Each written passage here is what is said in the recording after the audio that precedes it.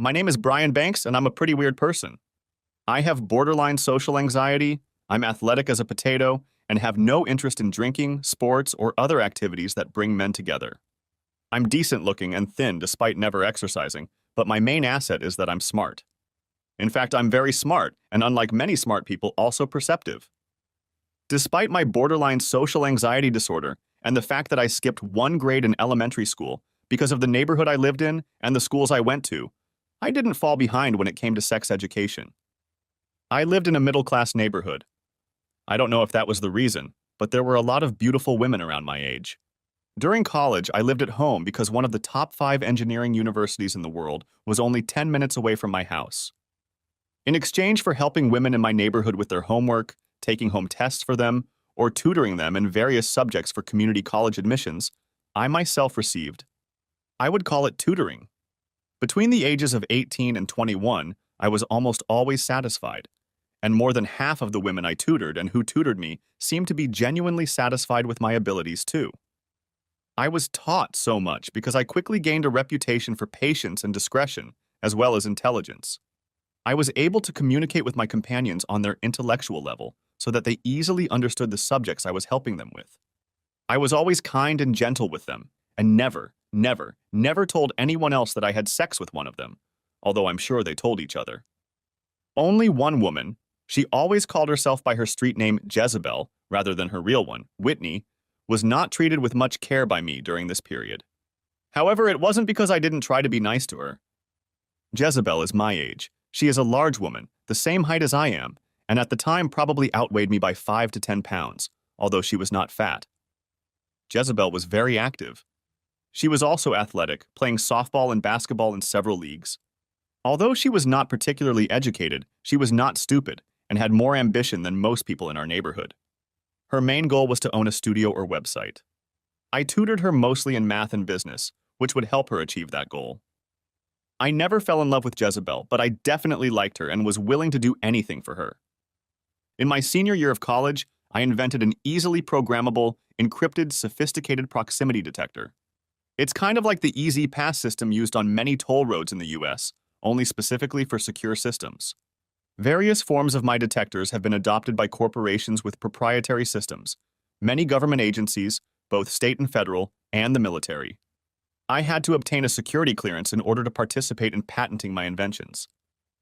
Through my inventions, I received tons of money in patent royalties and created 2 companies to sell products in different markets and to research new products. Since I have no management ability and am only interested in inventing and developing products, I had my attorneys set up a network of shell and holding corporations that owned my 2 operating companies and hired people to run these corporations. I owned all the stock in the ultimate holding company, but someone would have to be very sophisticated and spend several days searching to find that out. I never used my network of companies to cheat on taxes, but some of them were located offshore to make it difficult for those looking for an owner to find me. The only people who knew I was the absolute boss were the CEOs and CFOs of my 2 operating companies.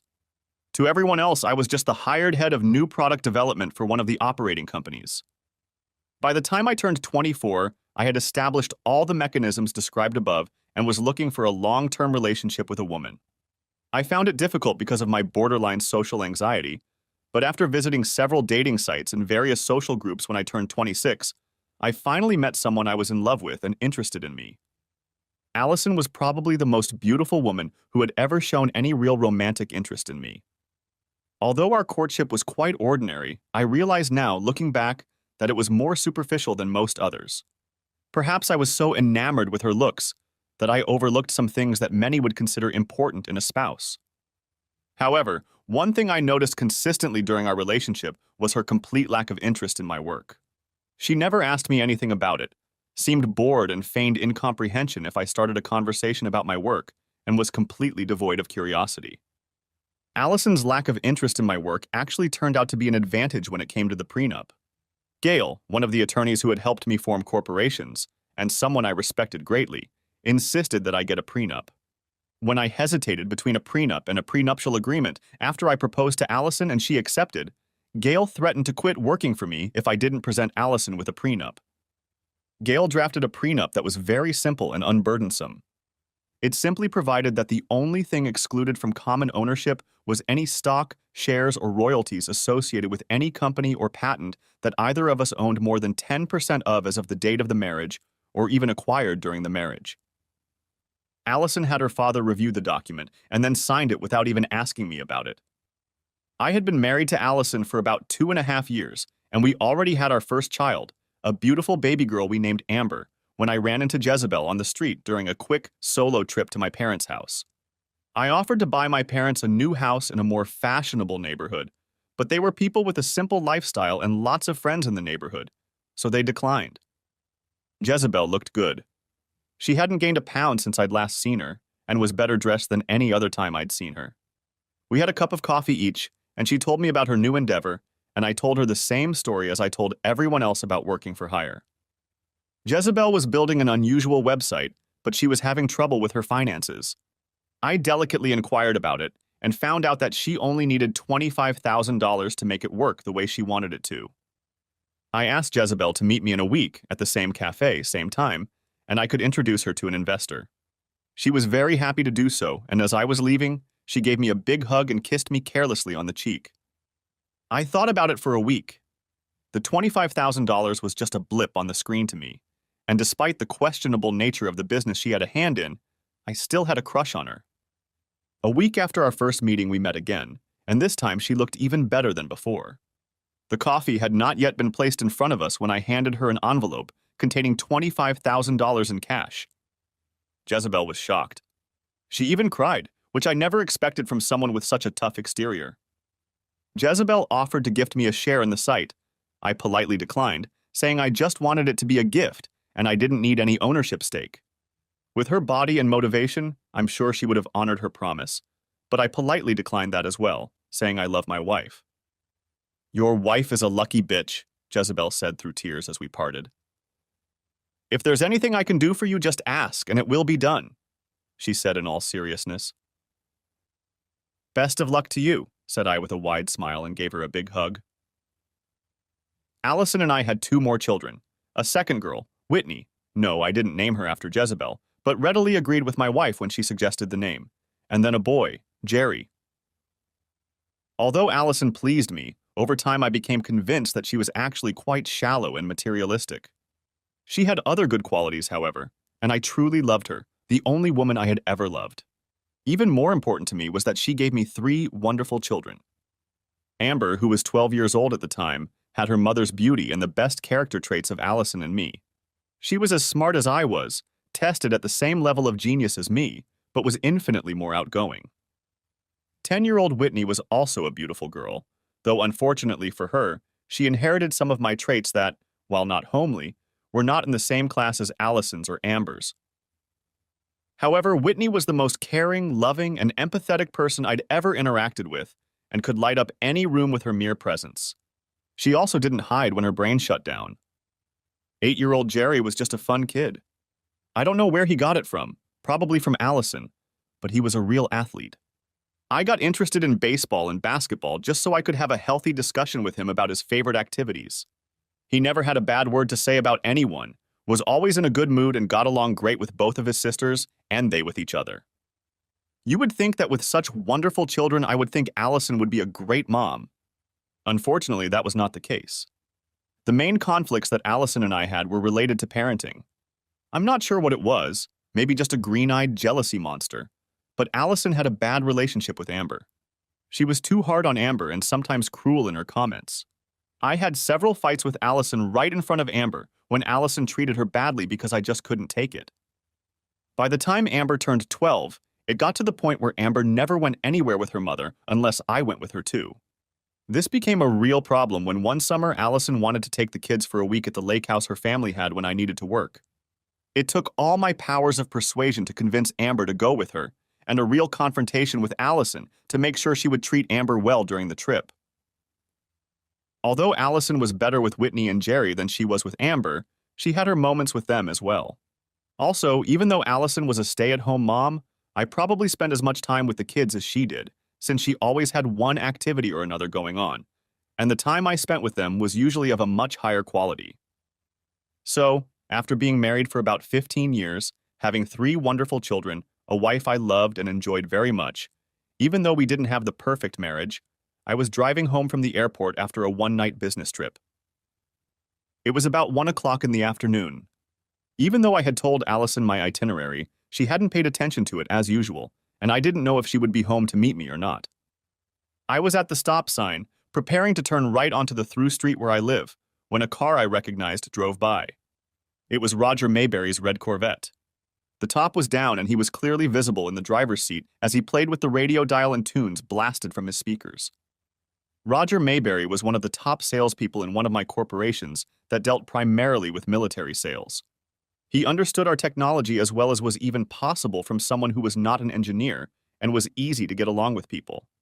Like virtually all of our employees, he had top-level clearance, even higher than most, since the military application of our technology was even more sensitive than any other. What is Roger doing here at this time of day? I asked myself naively. Since the street I live on is a through street, I didn't even consider the fact that he could be at my house, about 2 blocks away. I just wondered what business occasion could have brought him to this end of town. After a minute or so, I pulled up to my driveway, entered the house, and, not seeing Allison on the first floor, climbed the ornate spiral staircase that Allison loved and had to have to the second floor. My shoes on the marble floor of the hallway made a distinctive slam, slam, slam sound as I approached the open door of the master bedroom.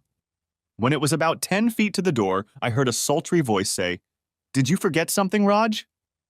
Shocked, I walked into the bedroom where Allison was standing. When she looked up and saw me, her smile was quickly replaced with misery, and she half shouted, "Oh, Brian, damn, I'm so sorry." Unfortunately, within a nanosecond, my mind had fully comprehended the situation, and feelings of anger, disgust, anxiety, hatred, and fear raced through my brain at the speed of light.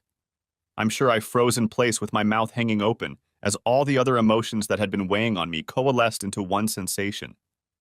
A gloomy, dark, overpowering sadness descended upon me. I remember stumbling back a few steps, but I don't remember anything else until I woke up in the hospital. The monitor had obviously alerted the nurse's station to my awakening because a nurse came running into the room a few seconds after I opened my eyes, followed by a doctor another minute later. "How are you feeling, Mr. Banks?" A pretty middle-aged nurse with a name tag of Nancy innocently asked. "It's like my head is in a vice," I moaned. "We're so glad you woke up so quickly," she purred, taking my wrist while looking at the monitor next to my bed. "Why am I in the hospital and how did I get here?" I asked, just as the doctor walked in. "Mr. Banks, I'm Dr. Petra," replied a short and very pleasant female doctor of Indian descent. "Let me look you in the eye and then I will answer your questions," she continued. Sister Nancy still held my wrist, and Dr. Petra took some kind of light source out of her pocket and, without shining an intense beam into my eyes, shone it back and forth, moving my eyelids and the skin around my eyeballs with her soft but firm hands, for a good 2 minutes. When Dr. Petra straightened up, the nurse released my wrist. They both smiled, and Dr. Petra said, "Mr. Banks, you have a concussion. According to your wife, you tripped over something in your bedroom, fell backwards onto the marble floor in the hallway, and hit your head on a rock. You could have died, but your vital signs are normal, and your concussion is probably not as serious as we feared." Instantly, a shroud of sadness came over me again as I remembered what had caused my fall backwards. My eyes widened and I groaned loudly, "Vomit!" Fortunately, Nurse Nancy had quick reflexes, and some sort of container, though not a barf bag, was under my chin in no time. Despite not eating lunch that day, I threw up whatever was in my stomach, mostly bile. When my stomach was completely emptied, I lay on my back. Nancy put a cold compress on my head, and Dr. Petra performed another examination. After completing it, she announced, "I am very surprised at your regurgitation, Mr. Banks. It may indicate a more serious concussion than I thought, but there are no other signs." "Could my reflex reaction be the result of a memory of the emotional crisis that triggered my fall?" I asked, already knowing the answer. "Yes, it's entirely possible," Dr. Petra pondered, stroking her chin. "Did you have such an emotional crisis?" "Yes," I replied sullenly. "I didn't react very emotionally to my wife cheating on me," I snorted. After a moment's hesitation, I was even proud of myself for not using any bad words in my vocabulary. But you couldn't tell that from the shocked expression on my orderlies' faces. By the way, I continued wryly, not waiting for an expression of pity from either of them or myself, where is my faithful bride? Well, she was here, but she left to pick up your children from school, Nancy replied, beginning to regain her composure. I looked at my watch. It was 3:28, so she was probably picking them up right now. Have you eaten recently? Asked Dr. Petra with an ashy expression on her face. No, not since about 8 this morning, I replied. Since your regurgitation was obviously emotional and not caused by a concussion, I strongly suggest you take something to your stomach. Especially before your wife gets back with the kids, she said. You don't think I'm going to throw up again when I meet her, do you? I asked. No, I don't think so, replied Dr. Petra, unless it's something harmless. Nurse Jenkins, could you ask the kitchen to bring a bowl of oatmeal porridge over here? With cinnamon and raisins, no brown sugar, I said, turning to Nancy and trying to be as pleasant as possible. The oatmeal arrived 5 minutes later. I finished it quickly and felt a little better by the time Nancy came back into my room and said, You have company. My 3 sweethearts ran into the room, each trying to get to me first. Darlings, don't touch Daddy's head or neck, I giggled, trying to hold all 3 of them in my 2 arms. They all spoke at the same time, each more animated than the other. Despite my physical and emotional state, I had to giggle. A real laugh would probably hurt, but a good giggle was definitely called for. I hardly noticed Allison, so busy talking to the kids. It was obvious that Amber had been crying, but now that she saw that I wasn't on death's doorstep, she was clearly perking up, and the other 2 were smiling. Allison stood at the door with a bewildered expression on her face. As I interacted with the kids, I avoided talking about my injury as much as I could and turned the conversation to what they were doing yesterday while I was out of town and what they were doing today. Allison entered the conversation a few times with questions or comments, but I just ignored her and didn't make eye contact. After about 15 minutes of fun, I noticed Nancy say something to Allison.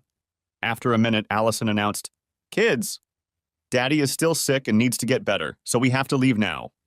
Kiss his hands goodbye and we'll visit him again tomorrow. The kids kissed my hands and waved goodbye as they left. Amber was clearly better than when she'd arrived, and Jerry seemed fine. But now, when I got a good look at myself in the hospital bed from the outside, Whitney started crying and turned her head sharply as she walked away, obviously trying to hide her tears. After the kids left, Allison called out to them, Meet Mom in the elevator lobby.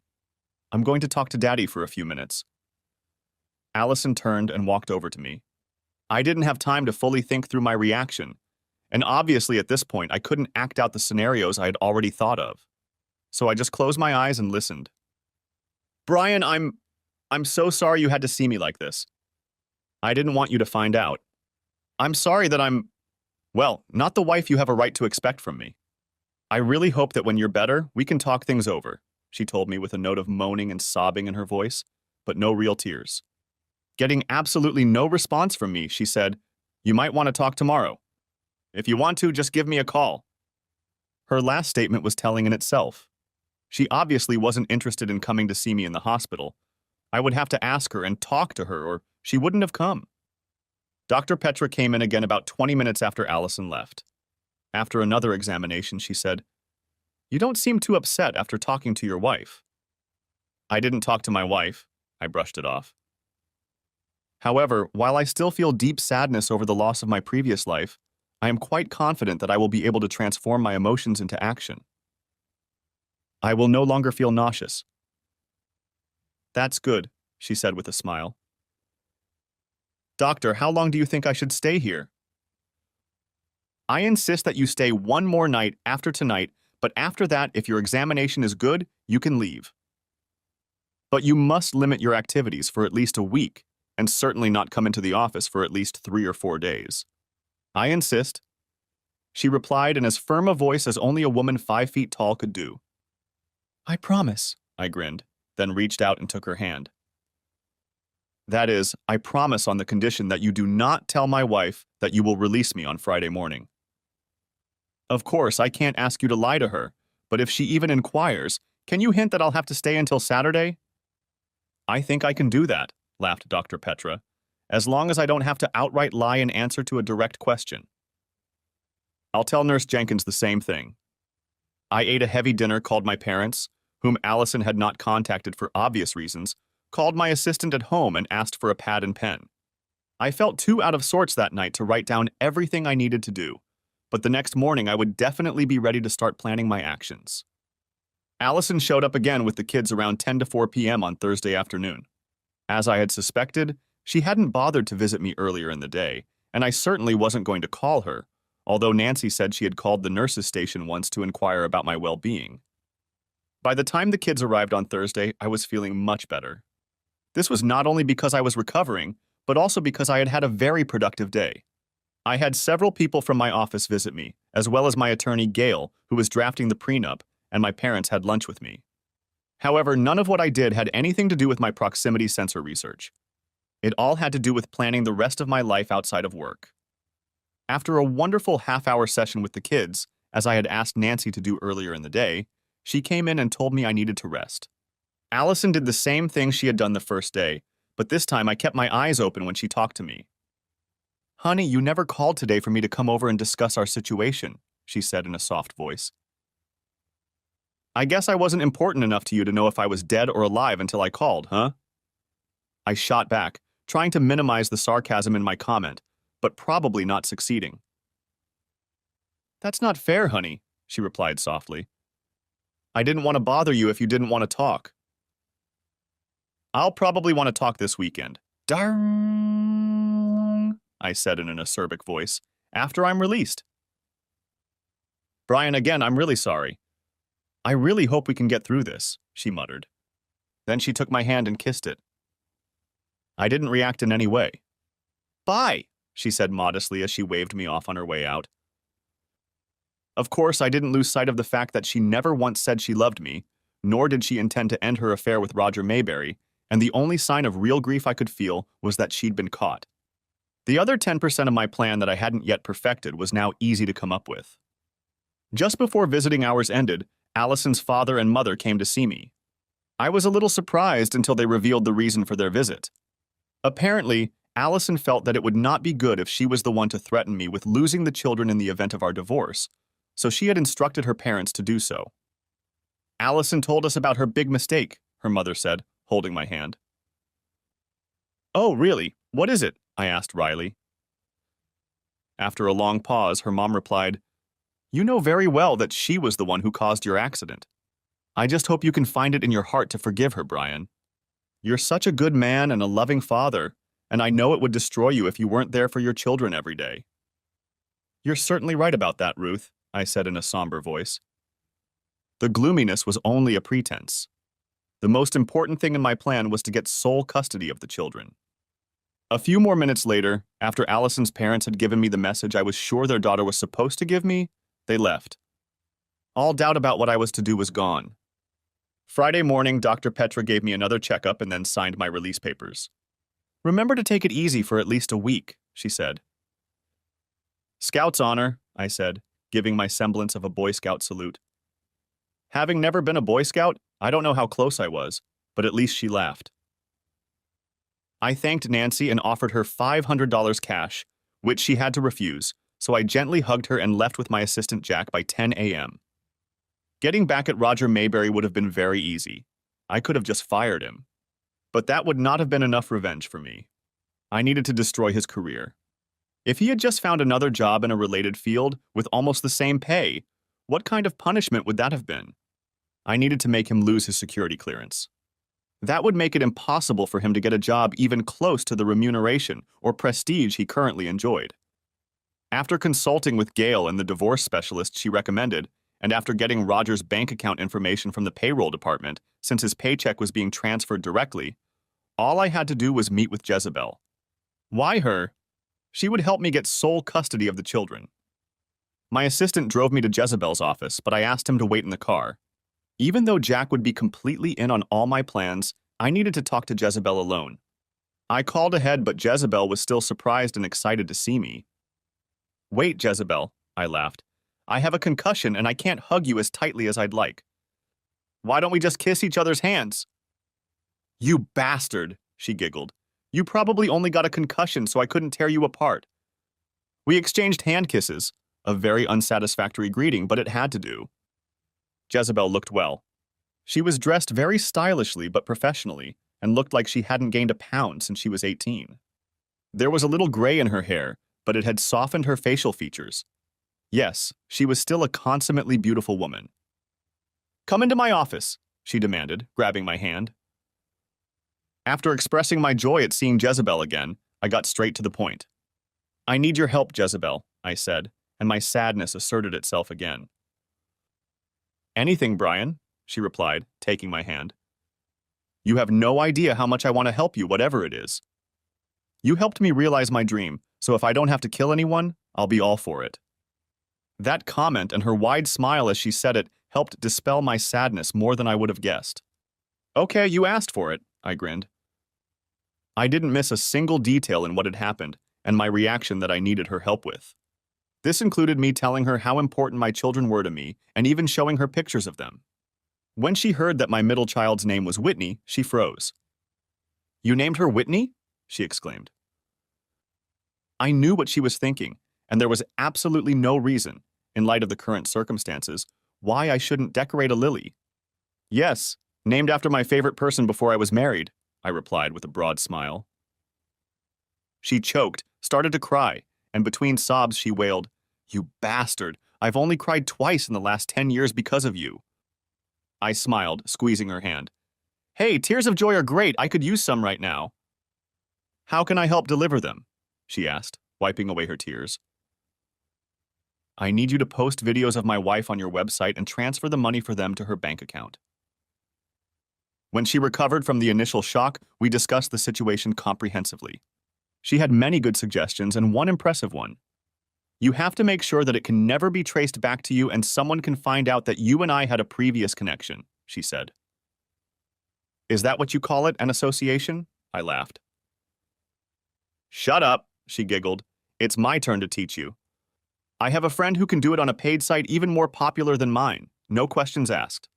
All you have to do is wire him the money, and he in turn will transfer it to your wife's bank account. Let me call him right now." In a 4-minute phone conversation with her friend, Jezebel had everything set up. She told me what format the videos should be in, and that any money I gave her would be given to her friend, and the same amount would be transferred to Allison's account. Also, my friend will need your wife's signature on the contract that includes authorization to film. Can you trick her or forge it properly? "I can," I replied. "I'll email it to you today," she replied. "Wait until tomorrow. I'll set up a new email account at the library specifically for this purpose and send it to you as soon as she signs." I grinned. At the risk of feeling hurt, I kissed her on the lips as I left. Fortunately, shortly after we were married, my wife insisted that the credit card be in her name only and the bank account in her name only. I hadn't bothered to check them before, but I certainly will now. I would have no trouble recognizing the numbers from the paperwork she had left at home in the den. I had plenty of chances to exact my revenge. Roger and Allison's bank account numbers, Allison's credit card number, enough of my own money to fund anything I wanted, and Jezebel's help. Also, my assistant Jack was totally loyal, and I could rely on him for anything. I should say something about Jack. He is my assistant, not my secretary. He is my highest paid employee, not counting the CEOs and CFOs of my companies.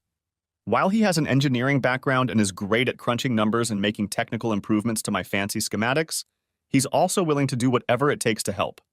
That's why he picked me up from the hospital and waited outside Jezebel. One more thing.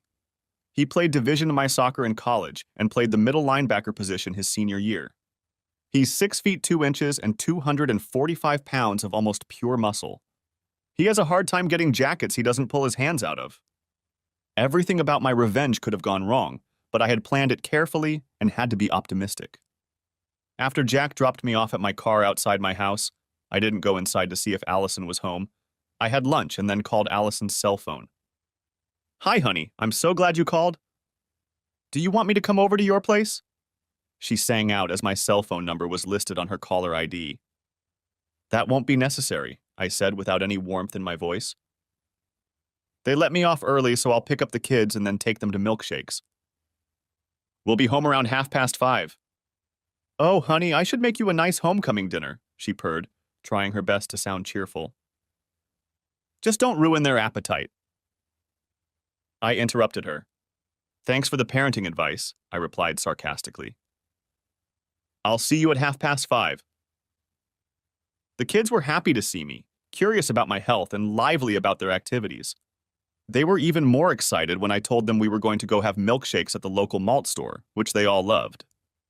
After all four of us were all excited about our shakes, I opened up to them. Kids, I want you to know that some things are going to change in the future, and it's not your fault, I began softly, offhandedly.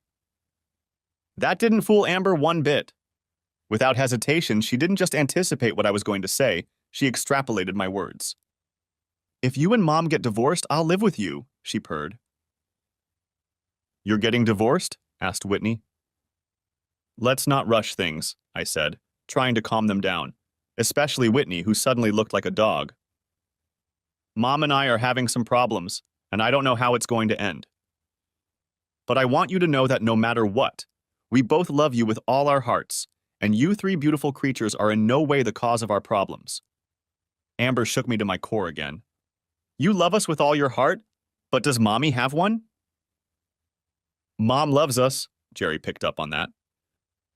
Don't be so sure, Amber snapped back. Trying to be as diplomatic as possible, I put my hand on one of Amber's arms. Honey, I know that Mommy loves you all without exception. Sometimes she just doesn't know how to show it. Let's not think badly of her, and let's hope things get better. Whitney sobbed quietly, but Jerry and Amber seemed completely exhausted, especially when Jerry asked with 8-year-old sincerity. Daddy, will you come to my Little League game tomorrow at noon? It's a game against the Ravens, and I'll be pitching. I wouldn't miss that event for anything, son, I grinned. What activities do you girls have on Saturday? I asked, in as chipper a voice as possible. I lost 3 days due to a hospital stay and never got a proper update for Thursday. By the time we got home around 5:20, all three kids looked optimistic. I made sure to keep at least one child between Allison and me at all times during Allison's greeting, since I didn't want any body contact with her. After the kids went to bed, I walked into the guest room. Don't you want to talk? Asked Allison. My head is splitting from the concussion, and I just need to take some pain pills and get some sleep. It probably won't be a good night's sleep, and I don't want to bother you, I replied, as I swallowed the 2 Tylenol I passed off as prescription pain pills, and then closed the door. I'm ready to talk anytime, Allison beeped as the guest room door closed behind her. On Saturday and Sunday, I managed to avoid any real conversation or intimacy with Allison without much trouble, and I was able to proceed with my plan. The first steps were simple.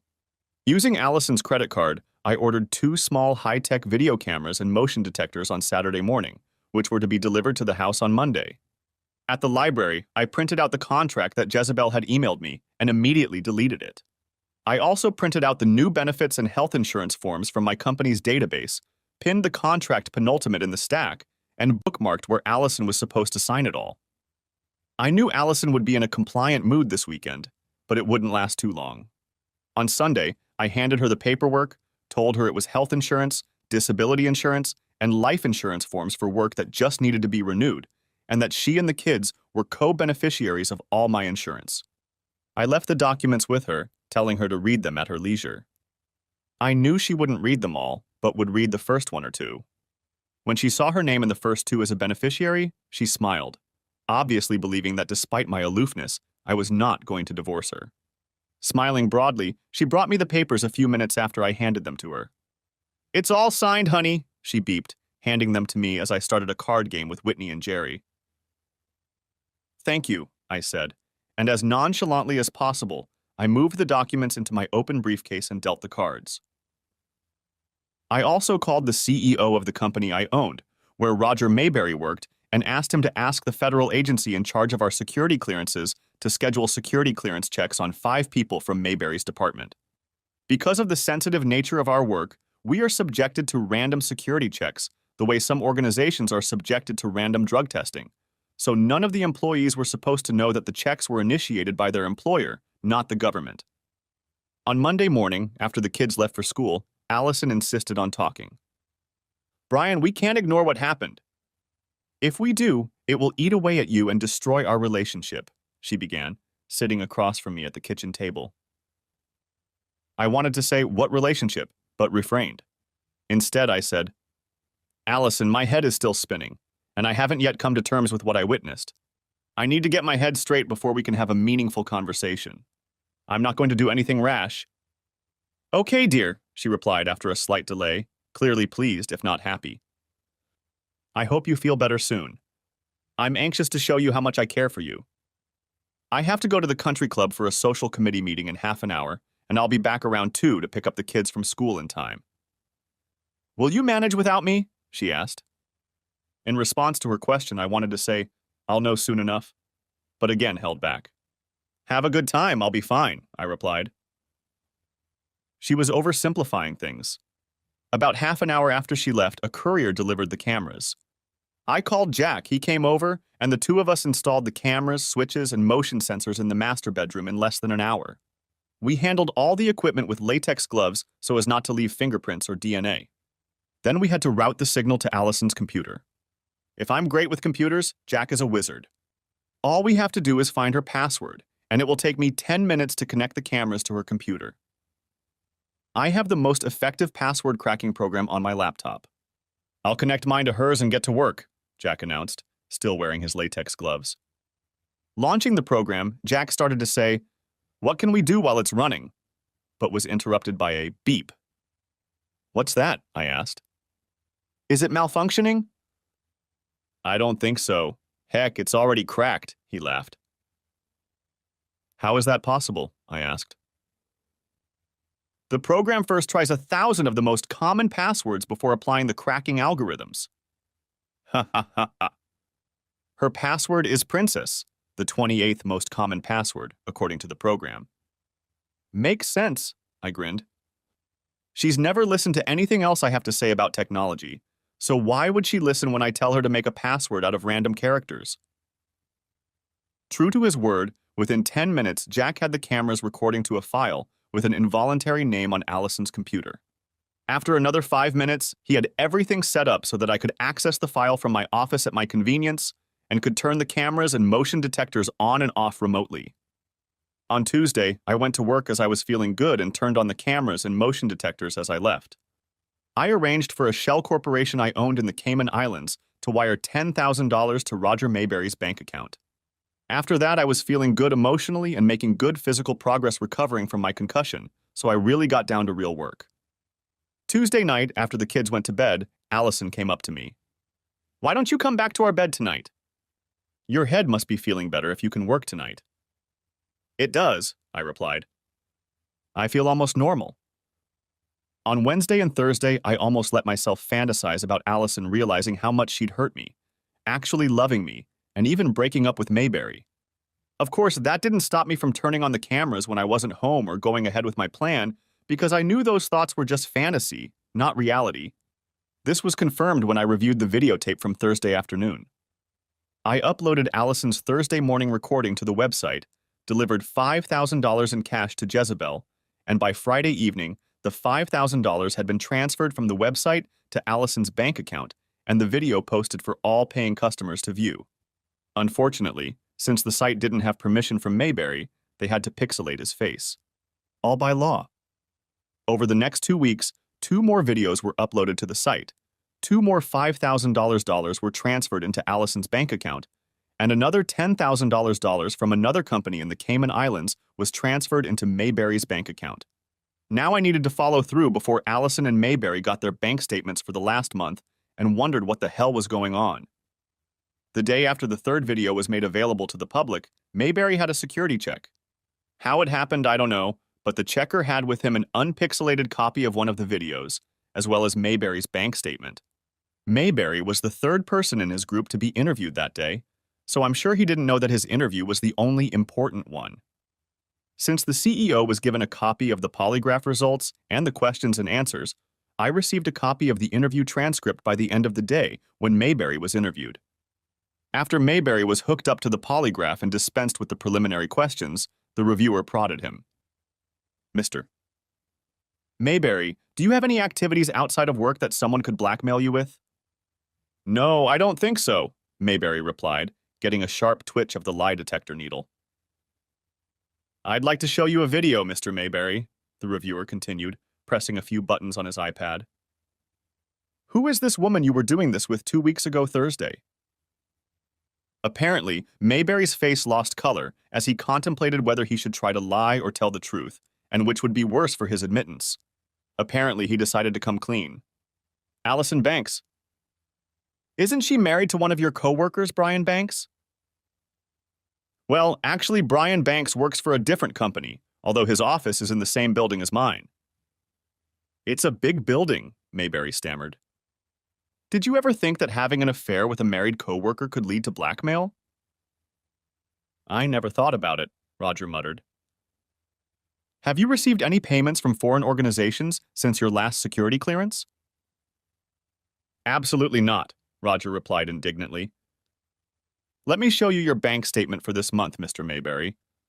What are the deposits from 2 different corporations based in the Cayman Islands for? There was a long pause. With a tremor in his voice, Mayberry replied, I don't know. I've never seen one before.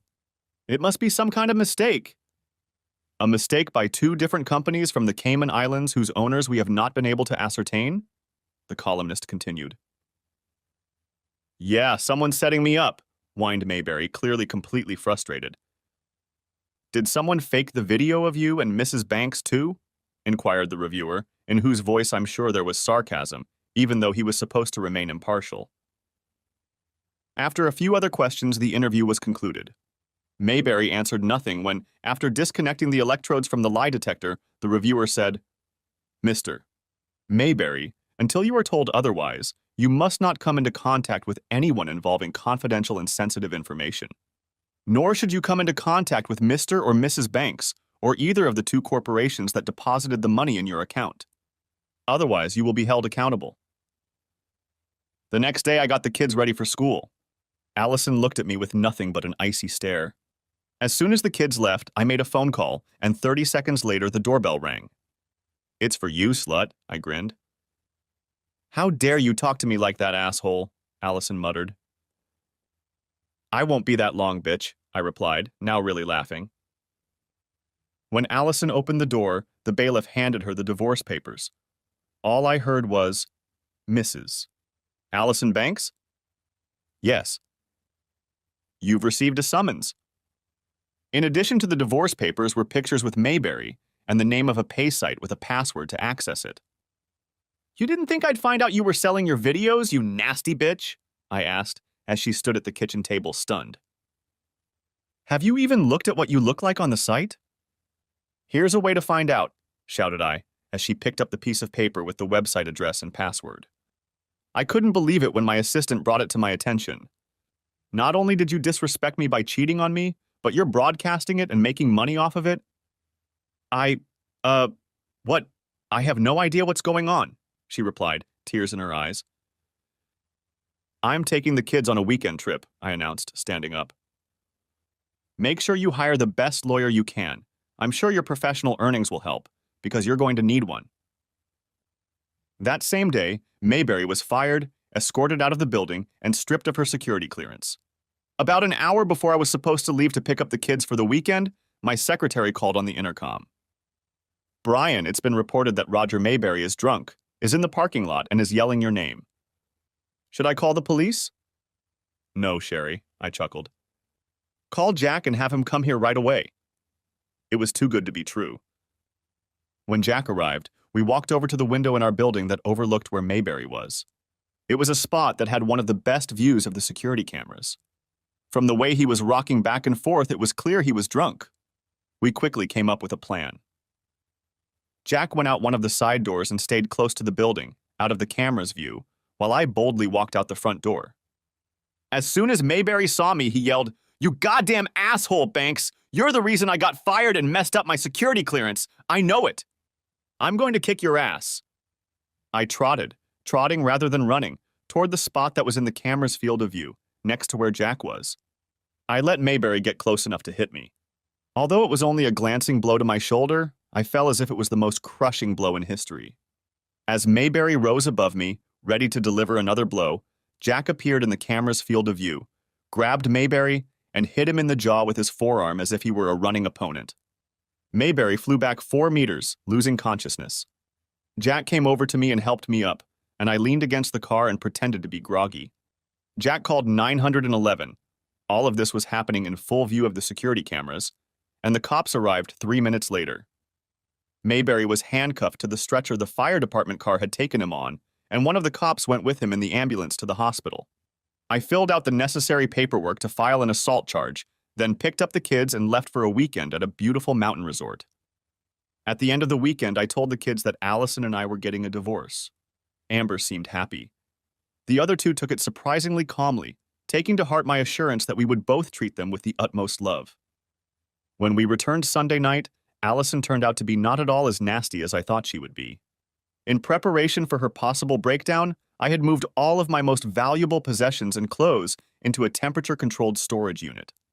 However, I had no intention of moving out of the house. When the kids told her about what we had done during our fun weekend, we had a talk with her. "I know you set up that video shoot, Brian, though I don't know how you did it," were her first words, though in a more conciliatory tone than I would have guessed. "No apology, no it was a mistake, no please forgive me?" I asked.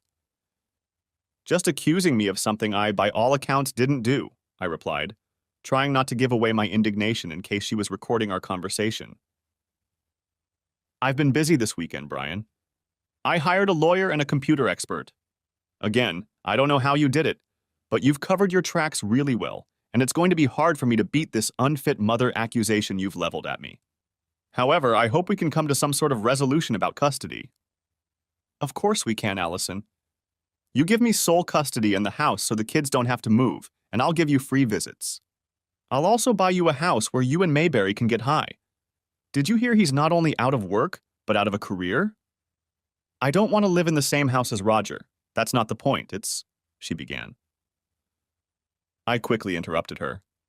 "I don't want to hear it, Allison," snapped I. Regaining my composure, I continued. "You can sleep with whoever you want. I just don't care. I'm just making a suggestion." After standing for a moment and brushing away a couple tears, she continued. "Look, I know you think I'm a shitty mom, but I'm not. I love my kids with all my heart, and I can't bear the thought of not being able to live with them. I also don't see how it's in our best interest to fight in court. I know you will slander me in every way possible, and I don't have the energy for that. And neither of us want the kids to know all the details or watch the video." "I agree, we don't want the kids to know the details," I pondered. "What do you suggest?" I asked, genuinely curious. "My lawyer suggests we agree to accept mediation services. He says a former family court judge would be the best fit. I'll agree to sole or joint custody, and you can do the same. We will let the mediator look into everything, including the children's wishes, and agree to whatever he decides. That way, we'll maintain confidentiality, and we can get a decision much faster," she replied. I was actually shocked that she could be so reasonable. I think she realized that I had a much stronger character than she gave me credit for, as I'm sure she had several long conversations with Roger Mayberry. "Let's have a joint meeting with our attorneys early next week and go over all the details," I said. "I have only one exception to what you suggested. I will not agree to joint custody under any circumstances. It's too hard on the children, and I want sole custody. If the mediator orders it, I will agree, but only then. I'm not suggesting that." I let Allison take the master bedroom while I slept in the guest room. I didn't bother explaining the reason to her, not wanting to increase her stress level, but now that it was all figured out, there was no way I would sleep where Mayberry was entertaining her. On Tuesday, we had a joint meeting with our attorneys. We both instructed our attorneys to just do what we asked, legally. We didn't want them to haggle. The agreement we came to called for a 50-50th split of all marital property except what was excluded in the prenuptial agreement, which was 90% of our wealth. The name of the mediator, a former family court judge in good standing, when a hearing would be scheduled and when the mediator's secret judgment was due. The amount of child support I would pay if Allison got sole or joint custody of any child. The amount of child support I would pay Allison for 2 years or until she remarried, depending on the... It took a full day to iron out the details, but we got through it. The potential mediator was contacted the next day. He agreed to handle the case and set a fee to be paid 50-50 out of our joint assets not covered by the prenup. And we even set a briefing date in 2 weeks and a hearing date in 4 weeks. I didn't force Allison to put this into the contract, but I talked to her about it privately, and we both agreed that neither of us would bring the other into our home while we jointly occupied it, and that once a custody decision was made, whoever had to leave the home would do so within 2 weeks. In addition, I agreed to have my attorney threaten the pay site with a lawsuit if they didn't take down her video and refund their money. Of course, this required no effort on my part. One call to Jezebel took care of that. While waiting for the hearing, Allison and I were very polite to each other. I never tried to influence the kids, and to my knowledge, neither did she, and we never made any mean or even sarcastic remarks to each other, even in private. On the day of the hearing, I was nervous, even though I was sure I had the upper hand and that the worst that could happen was joint custody. But since I really wanted sole custody, I was almost frantic. The hearing went pretty well, although before the judge started interviewing the children, he made a few remarks that made my stomach churn. He seemed to be leaning toward joint custody. Before he began interviewing the children, he challenged us. "I see that you have agreed to watch my interviews with the children on closed-circuit television," the mediator said. "I'm sorry, I can't agree to that. I apologize for not realizing it just a few minutes ago, but it would destroy the necessary candor and trust I need to communicate with the children.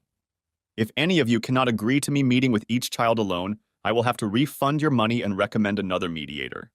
Since the interviews with the children were due tomorrow anyway, the day they are out of school, let me know before then." I was almost tempted to say I disagreed and hope we could find another mediator less prone to joint custody than this one. My attorney talked me out of it, especially since she knew of Amber's antipathy toward Allison, and from past experience with the mediator when he was a judge, it was clear that he listened to the children's wishes.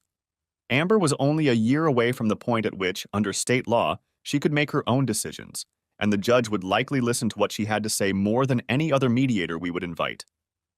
Before Allison and I went home, we met with our attorneys and agreed to the mediator's stipulation. We also agreed that we would not question the children afterward about what they had said. That night at dinner, Allison made some remarks that I thought the children took as an expression of her desire for joint custody. I only gave her a stern look and said nothing in response. Amber caught my gaze and smiled slyly. The next day, the mediator met privately with each of the children. The conversation with Jerry only took 20 minutes. Whitney's, about half an hour. Amber's, over an hour. As Amber was walking out, making sure Allison and her lawyer weren't watching, she gave me a thumbs up.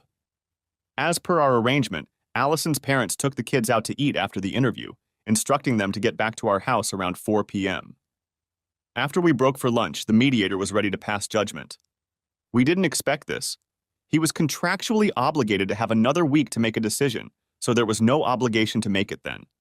He didn't even want to listen to the 30 minutes of closing arguments the lawyers had prepared. Having reviewed all of the evidence before me and considering that the best interests of the children are paramount, I award sole custody of all 3 children to the father, Brian Banks. I also find that under the circumstances, the agreement entered into by the parties prior to the case being referred to me is reasonable and in the best interests of the children, so the case will be settled on those terms. On Monday, I will provide you with a certified copy of the summary judgment to submit to the family court along with the settlement agreement. Thank you for trusting me with this case, and good luck in the future. Allison and I both cried, for different reasons. The ride home was somber. I was in no mood to gloat, and she was despondent. My longtime enemy, sadness, had descended upon me again with the final dissolution of our family, though it had happened on the best of terms for me, given that the dissolution was necessary. Allison was out that night when we told the kids, so I had to do most of the talking. Jerry and Whitney were saddened and hugged Allison sincerely. Amber gave her a formal hug. I only said nice things about Allison and told them what the visitation would be like. I bought another house for Allison less than a week after the hearing, and she moved into it within the 2-week time frame we had agreed upon. The kids, her parents, and my brother and I helped her, and we hired a moving company for the large items she was taking from our house, including the double bed from the bedroom. When the divorce was final a few months later, I threw a victory party at the house to thank everyone who helped me, as well as my close friends and parents. I didn't explain to the kids what the purpose of the party was. I just said it was a celebration in general. Amber, who was now 13, of course guessed it. Just before the guests were to arrive and I was making last-minute preparations in my room, she came in and closed the door. She made me sit down and then settled into my lap. Daddy, how glad are you that the custody agreement turned out the way it did? A difficult question, even for her. I'm very happy, Amber. Why do you ask? I replied. She smiled broadly. I knew it would work out when I talked to the mediator. I told him that I saw my mom and that guy from Mayberry doing it in our house when I came home sick one day, and it had a terrible effect on me. You saw them, I replied, stunned. What difference does it make, really? She was cheating. I would have refused to go with her if she had been awarded custody of me, and I knew it would be better for Jerry and Whitney if they stayed with us. I just thought you might be interested to know, she concluded with a wide grin. She kissed my cheek, jumped off my lap, and walked away. I decided not to continue this conversation. What kept me busy from the victory celebration, though, was Jezebel. Jezebel came to the party with $1 million view. She immediately made friends with Jerry and Whitney. She played Trap and Pepper, a ball game for baseball players, with Jerry for half an hour. She was much better at it than I was. Jezebel sat down one-on-one with Whitney. I don't know what they talked about, but they chatted and laughed for an hour. Amber acted more reserved with Jezebel than she did with the other two kids, but she seemed to respond positively to her too, and they talked about fashion. Jezebel didn't leave me out of the loop in caring for our family. In the middle of the party, she isolated me in a den and said, "Let your parents stay with the kids tonight, and you come home with me. I promise you'll be alive when I let you come back tomorrow morning at 10, although I can't guarantee you'll be conscious." That night was unforgettable. Looking into my eyes, she said, "I see you as kind, generous, and intelligent. Why don't you take me to a resort with you the weekend of the 14th for 3 days, and we can see if we both want a real relationship? I want a man who will be mine and only mine." And then closed the door behind me with the words, "Go home to your beautiful children." Epilogue. 2 years after my victory party, there have been a number of changes in my life. All 3 children are well settled, happy, thriving in school, social life, and activities. Allison has done nothing wrong, has taken full advantage of her visitation rights, and has done nothing to abuse them. Amber has a much better relationship with her now than she had when we were a family.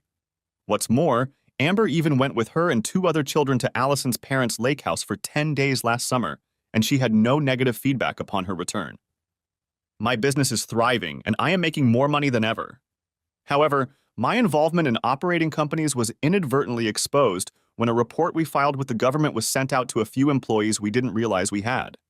Even that got around, though, and no one treats me any differently than they used to.